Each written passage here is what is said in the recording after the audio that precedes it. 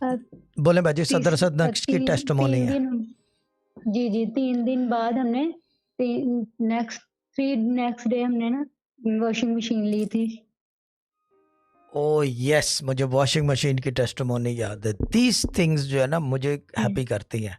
Fridge, washing machine, TV, computer, laptop नहीं, computer क्योंकि education के काम आता है, लैपटॉप नहीं।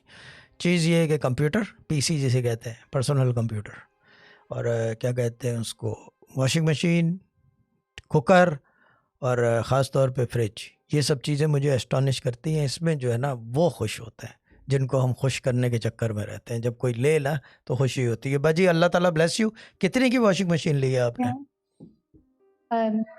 32। 32,000 की, पाकिस्तान से? जी जी जी। ठीक है, यानी कि 32,000 के बनते हैं 100 पाउंड, है ना?